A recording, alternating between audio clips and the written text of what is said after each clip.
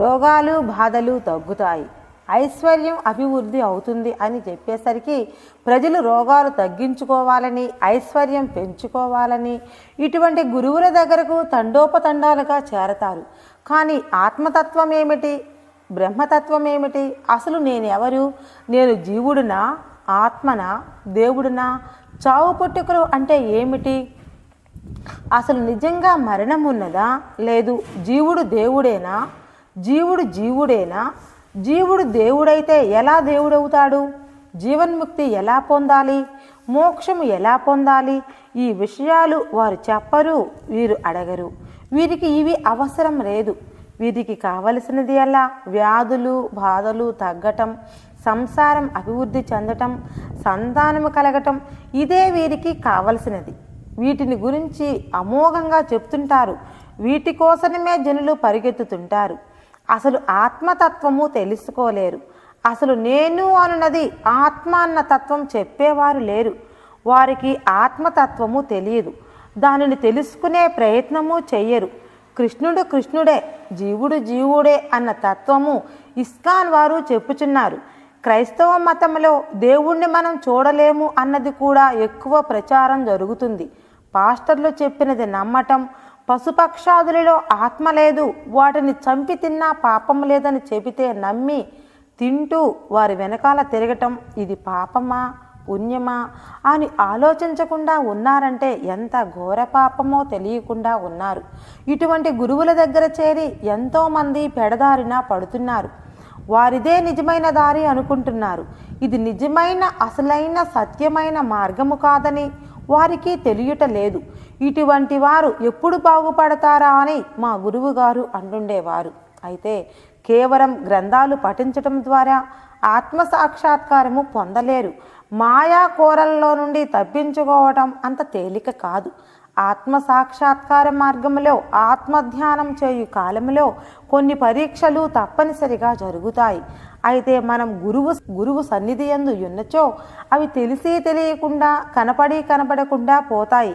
కానీ అదేదైనా జటిలమైన పరీక్షగా ఉన్నప్పుడు వాటిని గురువుకి విన్నవించుకున్నచో అది పరిష్కారమై మన మీద ప్రభావం చూపదు. ఇలా గురువు సన్నిధిలో ఉండి తన్ను తాను తెలుసుకోవటం సులభమవుతుంది.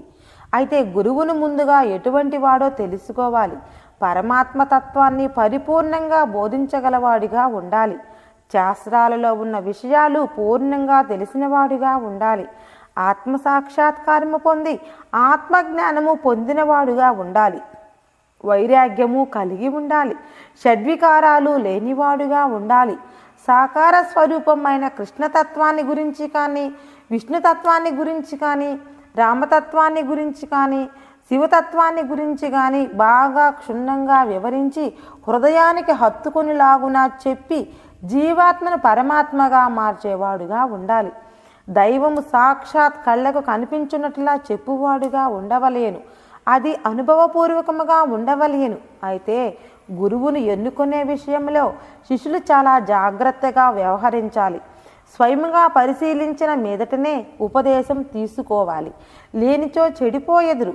కలియుగంలో భగవన్నామోచ్చారణయే అనగా హరే రామ రామ రామ హరే హరే, హరే కృష్ణ కృష్ణ కృష్ణ హరే హరే. ఈ నామమే ముక్తికి మార్గం. 32 అక్షరాలతో కూడిన 16 నామాలు మాత్రము కలియుగంలోని చెడు ప్రభావాలను నివారించగలవని, ఈ మాయా మోహ సంసార సముద్రాన్ని దాటటానికి పవిత్రమైన హరినామ సంకీర్తనం మినహా వేరే సాధనం లేదని వేదాలు మహాత్ములు చెప్పుచున్నారు. ఈ కలియుగంలో ఆచరించదగిన ధర్మము హరినామోచ్చారణయే. దీని శక్తి ఇంత అంతా అని చెప్పలేము.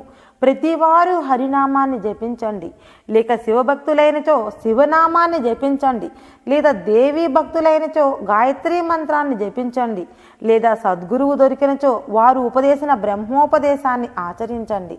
ఈ మంత్రములై వైకుంఠమునకు కానీ కైలాసమునకు కానీ చేర్చును, లేదా నారాయణమూర్తిలో కానీ పరమేశ్వరిలో కానీ దేవీ భక్తులైనచో రాజరాజేశ్వరిలో ఐక్యము చేయును. కానీ సద్గురువు ఉపదేశించిన బ్రహ్మోపదేశం ఆచరించిన వారు జీవన్ముక్తిని మోక్షమును పొందుదురు. ఇవి వారి వారి భక్తి, జ్ఞానము, వైరాగ్యములను అనుసరించి ఈ పదవులు లభించును. అయితే కృష్ణ భక్తి మాత్రం సులభతరమని మహాత్ములు చెప్పుచున్నారు. దీనికి నియమనిష్టలు, పూజలు, ఆరాధనలు ఎక్కువ పని లేదు అనుచున్నారు.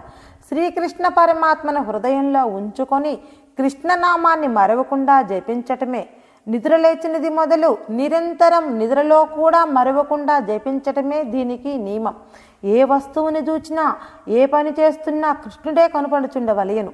తింటున్నా కృష్ణుడే తింటున్నాడు అన్న భావన ఉండవలయను.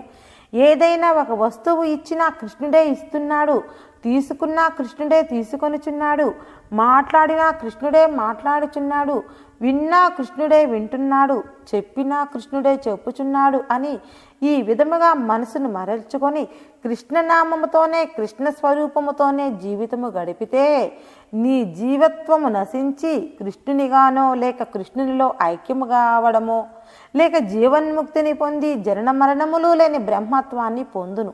ఇది తప్పనిసరిగా జరుగుతుంది అని మహాత్ములు, వేదములు, ఉపనిషత్తులు, భగవద్గీత చెబుతున్నవి. ఇలా జీవుడు బ్రహ్మము కాకపోతే కృష్ణ పరమాత్మ జ్ఞాని నా హృదయము, జ్ఞానికి నేను హృదయము అని ఎందుకు చెప్తాడు? దీనిని నమ్మి సాధించిన వారు జనన మరణములకు కారణమైన సంసారమును, పునర్జన్మ ప్రాప్తిని, నరకకూపమును ఛేదించుకొని విదేహముక్తినో లేక జీవన్ముక్తినో తప్పక పొందుచున్నారు. దీనికి సందేహము లేదని ఆధ్యాత్మిక శాస్త్రాలు, జీవన్ముక్తులైన మహాత్ములు జీవుడే దేవుడని ఘంటాపదముగా వక్కాణించి చెప్పుచున్నారు. అయితే శ్రీకృష్ణ పరమాత్మ భారత యుద్ధములో తొలి రోజు 2 సేనల మధ్యకు అర్జునుడిని తీసుకుని వెళ్ళినాడు. అప్పుడు అర్జునుడు బంధువులందరినీ చూసి పాపభీతి చేత యుద్ధం చేయనని వైరాగ్యం కలిగి రథములో చతికిలబడ్డ సమయంలో భగవానుడు ఆలోచించుకొని అర్జునునికి చిన్న చిన్న మాటలు చెబితే చాలవని తెలుసుకొని ముందు కలియుగం రాబోతుంది, కలియుగ మానవులకి బ్రహ్మతత్వం బోధించే వారు లేరని దీనిని బాగా దృష్టిలో పెట్టుకొని పరమాత్మ అర్జునుని యుద్ధ సన్నద్ధుడను చేయుటకై అఖండ బ్రహ్మతత్వాన్ని గీతోపదేశంగా బోధించాడు.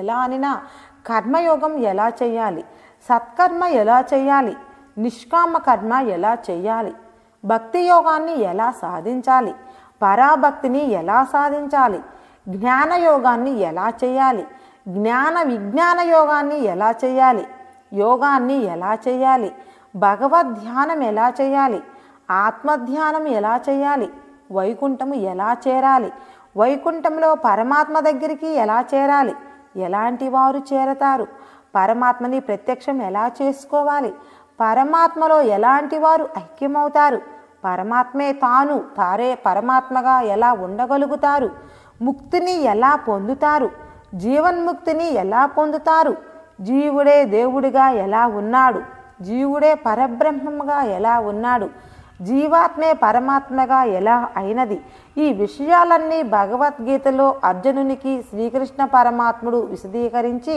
విపులంగా బోధించినాడు. ఈ భగవద్గీతా గ్రంథము మన భారతదేశానికే కాక ప్రపంచమంతటికీ పారాయణ గ్రంథమైనది. పూర్వము క్రీస్తుదేవుడు వారి దేశంలో భక్తులకు బోధించిన భగవద్గీతయే అయితే వారి భాషలో దీనిని బైబుల్ అన్నారు.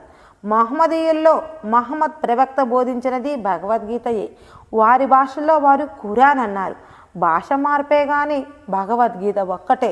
కానీ ఇప్పుడు ఈ భగవద్గీతను రూపుమార్చి పదవిచ్ఛేద భగవద్గీతగా మార్చి పారాయణ గ్రంథంగా చేశారు. పదవిచ్ఛేద భగవద్గీత తప్పులేదు, చాలా బాగుంది. సంస్కృత పదాలను విడదీసి అర్థాలు చెప్పడం చాలా బాగుంది. ఇలాంటి గ్రంథాలు ఉండుట వలన సంస్కృతం రాని వారికి కూడా బాగా అర్థమవుతుంది. ఇలాంటి గ్రంథాలు ఉండటం మంచిదే, కానీ అనాదిగా ఉన్న భగవద్గీతను రూపుమాపటం బాగలేదని చాలామంది అభిప్రాయపడుతున్నారు. ఇలా మారుస్తూ పోతే ఎన్నో విధాలుగా మారిపోతుందో, ముందు వచ్చేవారు ఇంకొక విధంగా మార్చితే ఈ మార్చిన దాన్ని పారాయణ గ్రంథం అనవచ్చును. ఇలా ఎన్ని విధాలుగా అయినా మార్చవచ్చు. తుదకు ఈ భగవద్గీత ఏమైపోతుందోనన్న భయం చాలామందికి ఉంది. ఇంకా ముందు ముందు వారు అర్థాలు కూడా మార్చవచ్చు, ఎవరు చెప్పగలరు? అందువలన అసలు పారాయణ గీతను అలాగే ఉంచి గీతాపారాయణానికి మొదట పుస్తకాన్నే ఉంచవలసినదిగా కోరుచున్నారు. ఇది చాలామంది అభిప్రాయముగా ఉంది. దీనిని గమనించగలరు. ఈ ప్రజాభిప్రాయాన్ని ఎవరు వింటారు? కానీ అసలు పారాయణ గ్రంథాన్ని రూపుమాపకూడదని ప్రజల అభిప్రాయంగా ఉన్నది. తరువాత ఎన్ని గీతలైనా ముద్రించుకోవచ్చు. వాల్మీకి మహర్షి రామాయణమును రచించాడు. దానిని పక్కన పెట్టిన వాళ్ళు లేరు. వశిష్ఠ మహర్షి 4 భాగాలుగా యోగ వాసిష్ఠాన్ని వ్రాసినారు. దానిని పక్కన పెట్టిన వారు లేరు. వ్యాస మహర్షి భారత భాగవతాలని రచించాడు. వీటిని పక్కన పెట్టిన వారు లేరు. కానీ మన దేశంలో అనాది నుండి ఉన్న భగవద్గీతని పక్కన పెట్టినారు. ప్రస్తుతం భగవద్గీతను రూపం మార్చి వ్రాస్తున్నారు. అవే పారాయణ గ్రంథాలుగా చెబుతున్నారు. ఇలా చేస్తే ఎంతోమంది ఎన్నో విధాలుగా భగవద్గీతను వ్రాయవచ్చు. అవే పారాయణ గ్రంథాలు అని చెప్పుకోవచ్చు. సీతారామాంజనేయ సంవాదంలో హనుమంతునికి రాముల వారు సీతాదేవి బోధించినది గీతలో ఉన్న బ్రహ్మబోధే. సనారి విశ్వేశ్వర సంవాదంలో పార్వతీదేవికి పరమేశ్వరుడు బోధించినది గీతలో ఉన్న బ్రహ్మబోధ లాంటిదే.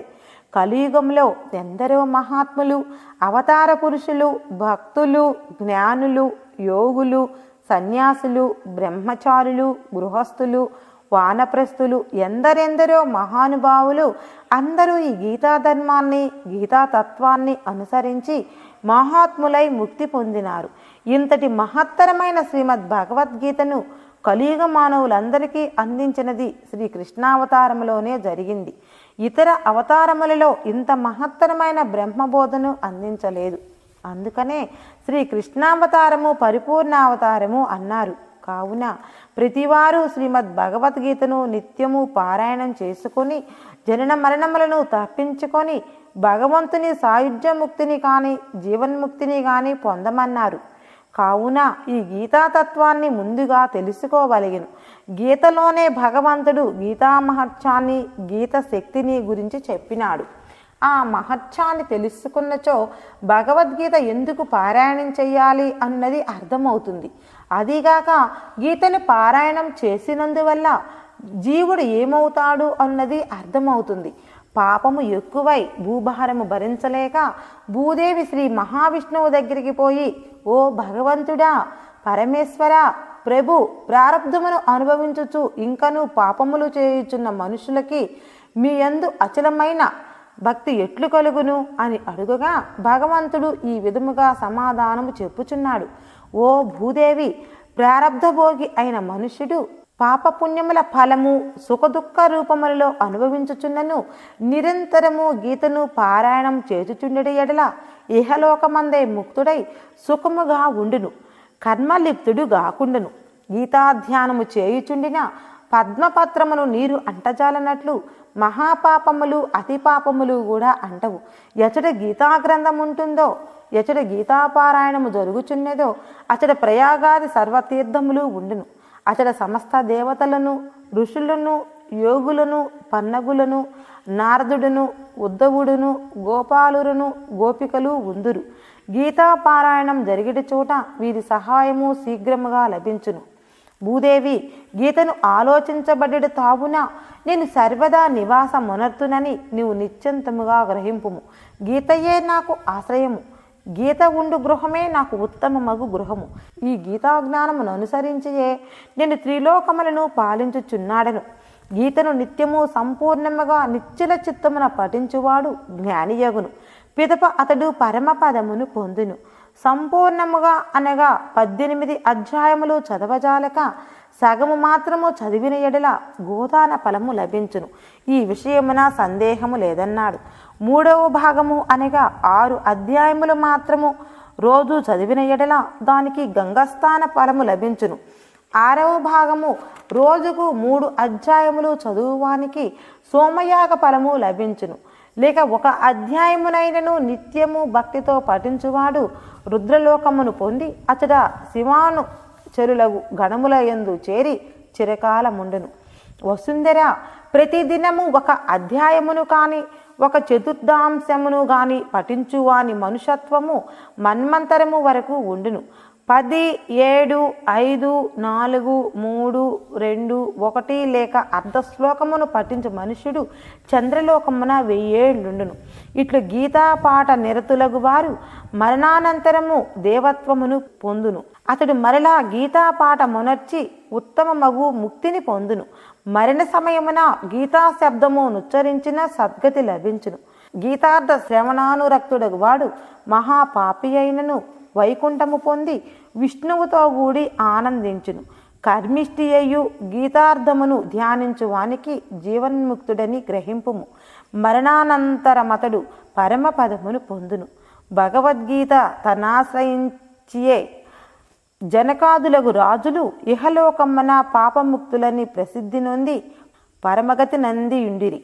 గీతాపారాయణము చేసి మహత్యమును చదవని ఎడల గీతాపాఠము వ్యర్థమై శ్రమయే మిగులును అని చెప్పబడుచున్నది. మహత్యముతో కూడా గీతను పారాయణమనర్చిన ఎడల పైన చెప్పబడిన ఫలముతో పాటు మోక్షము కూడా లభించును.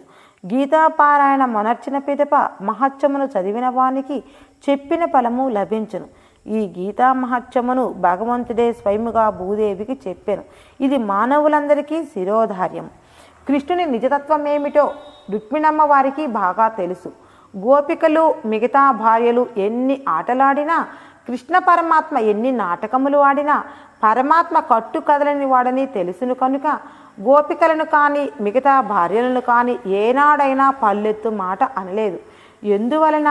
పరంజ్యోతి స్వరూపులు, ప్రేమస్వరూపులు, ఆనంద స్వరూపుడే కానీ ప్రకృతి స్వరూపమైన మాయాస్వరూపము కాదు. అది అందరిలో ఉన్నది. నేను ఆత్మస్వరూపుణ్ణి అనుకున్నప్పుడు పరమాత్మ కూడా ఆత్మస్వరూపుడే. ఇద్దరికీ భేదము లేదు. అందువలన నీ ఆత్మను ధ్యానం చేసినప్పుడు పరమాత్మను ధ్యానించినట్లే. ఎలా అనినా రాయబారంలో కృష్ణ పరమాత్మను దుర్యోధనునితో సహా అందరూ తాళ్లతో బంధింపదూచినప్పుడు పరమాత్మ ఒక విధమైన విశ్వరూపమును చూపినప్పుడు ఆ రూపము చూచి అందరూ మూర్ఛితులైనారు. కానీ ఒక్కరైనా పరమాత్మయని గ్రహించిన వారు లేరు.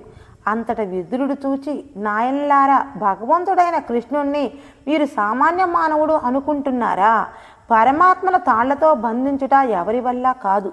పరమాత్మను నేను బంధిస్తా చూడమని విదురుడు తనపై ఉన్న ఉత్తరీయమును గొంతుకు చుట్టి 2 వైపులా పట్టుకొని కృష్ణ పరమాత్మ స్వరూపమును తన శరీరమంతా నింపుకొని తానే కృష్ణ పరమాత్మగా పరమాత్మని ధ్యానిస్తూ ఉత్తరీయమును 2 వైపులా పట్టుకొని గొంతు బిగుచుకునేటట్లుగా లాగినాడు. అంతటా విదురునికి బిగుచుకునేటప్పటికీ పరమాత్మకి గొంతు బిగుచుకొని ఊపిరాడక, విదిరా విదిరా ఆగు, గొంతు బిగుచుకుంటుంది, ఊపిరాడలేదు అని పెద్దగా కేకబెట్టినాడు. కృష్ణుడేమిటి పెద్దగా అరుస్తున్నాడు అని అందరూ పరిగెత్తి చూచేటప్పటికీ విదురుడు గొంతుకు గుడ్డ చుట్టుకొని బిగించి పట్టుకున్నాడు. కృష్ణ పరమాత్మకు ఊపిరాడక నోరు తెరిచి ఉన్నాడు. అంతట విదురుడు, స్వామి నన్ను క్షమించు అని పాదముల మీద వ్రాలినాడు. పరమాత్మ గొంతు సర్దుకుంటూ, విదురా బ్రతికించావయ్యా అన్నాడు.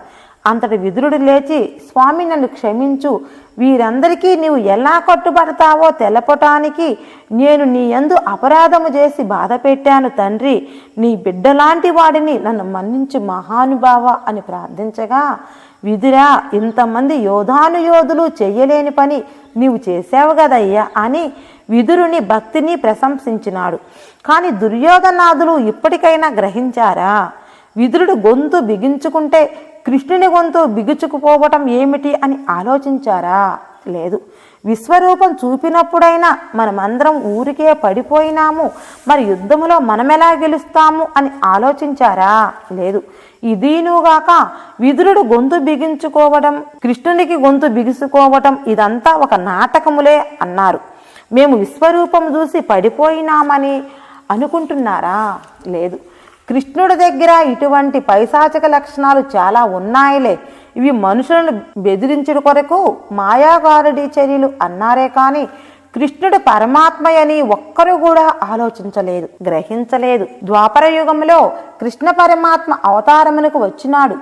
గోపికలు తదితర భక్తులందరూ భగవంతుణ్ణి అనన్యంగా ప్రార్థించారు. వాళ్లకు వెంటనే ఫలితం లభిస్తూ వచ్చింది. ఈ కలియుగంలో పరమాత్మ మానవావతారంలో లేడు, అర్చావతారంలో ఉన్నాడు. ఇప్పుడు మనం అర్చావతారాన్ని గుడులలో చూస్తున్నాం, పూజించుకుంటున్నాం. తరువాత సంసార కర్మలలో నిమగ్నమవుతున్నాం. మళ్ళా ఎప్పుడు వ్యాధులు బాధలు వచ్చినప్పుడు గుడికి పోయి దేవుడా నాకు ఎందుకు ఇన్ని కష్టాలు పెట్టినావు అని మొరపెట్టుకుంటాం. కానీ ఆయన మనం మొర విన్నాడో లేదో మనకు తెలియదు. అయినా మన కష్టాలన్నీ చెప్పుకుంటాం. అయితే మనం ఇప్పుడు ఏం చెయ్యాలి అనుకొని ఆలోచిస్తే మహాత్ములు చెప్పినది జ్ఞాపకమునకు వచ్చును. అది ఏమనగా, మీలో ఇంద్రియ శక్తి ఒకటి ఉన్నది, దాన్ని మీరు జాగ్రత్తగా కాపాడుకోండి, అది మిమ్మల్ని కడతేరుస్తుంది అంటున్నారు. అది ఎలా అనినా, ఇప్పుడు దేవుడు అర్చావతార రూపంలో ఉన్నాడు కదా, ఆయన విగ్రహ రూపంలో మనతో పలకడు కదా అనుకోవచ్చు. కానీ పిలిచితే సమాధానం చెప్తాడు, మన బాధలు తొలగిస్తాడు. అయితే మీరు చెయ్యాల్సింది ఒకటి ఉంది. అదేమిటనగా, మీ లోపల ఉత్పత్తి అయ్యే ఇంద్రియమే ఆత్మజ్యోతికి చమురు. దానిని మీరు నాభి దగ్గర నుండి క్రిందికి పోకుండా చూసుకోండి. అది క్రిందికి పోతే దాని గుండా సంసారము పెరుగుతుంది. మీరు అజ్ఞానంలో పడి అధోగతి పాలవుతారు. దానిని క్రిందికి పోకుండా చూసుకోండి. అది ఎలా అనినా, భగవంతుడైన శ్రీకృష్ణ పరమాత్మను మీ హృదయంలో ఉంచుకొని ఆయన నామాన్ని మరవకుండా జపిస్తూ ఉండండి. అప్పుడు ఆ ఇంద్రియము క్రిందికి పోదు. ఆ ఇంద్రియమే అమృతముగా మారి పైకి వస్తుంది. అదే భగవంతుణ్ణి నీ హృదయంలో బంధిస్తుంది, భగవన్నామమును మరువకుండా చేస్తుంది. అంతట మీరు భగవంతుణ్ణి మర్చిపోరు. అయితే ఇప్పుడు మానవులు ఏమి చేస్తున్నారనగా, తనలో ఉన్న ఆనందాన్ని తను అనుభవించడానికి చేతగాక స్త్రీలో ఆనందం ఉందని స్త్రీని ఆశ్రయించి అక్కడ ఆనందాన్ని పోగొట్టుకుంటున్నాడు. నాలో ఉన్న ఆనందము పోయింది అనుకోవడం లేదు. ఆనందాన్ని స్త్రీ దగ్గర పోగొట్టుకొని ఆనందపడుచున్నాడు. కానీ నాలో ఆనందము పోయింది అనుకోవడం లేదు. ఇలాగా శరీరము వయసులో ఉన్నంతకాలం తనలో ఉన్న ఆనందాన్ని పోగొట్టుకొని ఆఖరకు చమురు పిండిన వత్తిలాగా తయారవుతున్నారు. ముసలితనం వచ్చి కళ్ళు కనపడక, చెవులు వినపడక, కాళ్ళు నడవనీయక, శరీరము ఏ పనికి సహకరించక మంచంలో పడి మృత్యువునకు ఆహారం అవుతున్నారు. ఇదేనా పరమావధి? ఇదేనా మానవ జన్మ బ్రతుకు?